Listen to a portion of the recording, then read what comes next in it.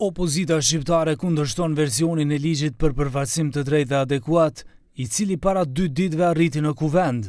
Kryetaria SHS Adjen Sela tha se përmes mekanizmit të badenterit do të përpiqen ta bllokojnë që të mos kalojë. Fatkeqësisht, a ka mekanizma për ta bllokuar? Të du të shpjegoj tash. Fatkeqësisht ne kemi vesh një mekanizëm në dorë për ta bllokuar, badenter. Nuk e votojmë atë ligj dhe unë kam shprehje tash po. Prej kur mora variantin e parë të ligjit, kam thënë nuk e votojmë këtë lloj ligji.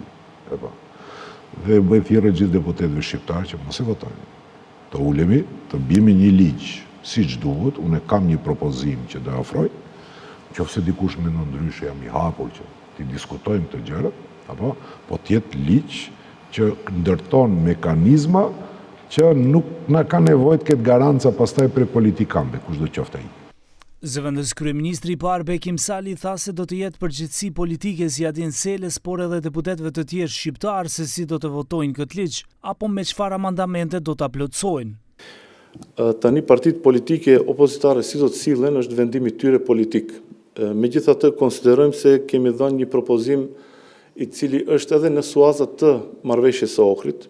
Ka qenë një obligim politik në të cilin është dashur të miratohet ky ligj në 4 vitet e para të nënshkrimit të marrëveshjes së Ohrit.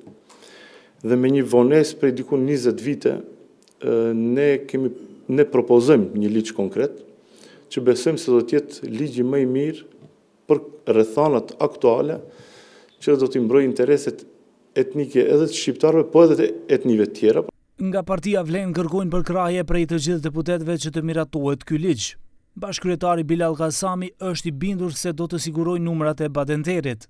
Po patjetër që do të sigurojmë badenterët dhe deri tani kemi siguruar badenter.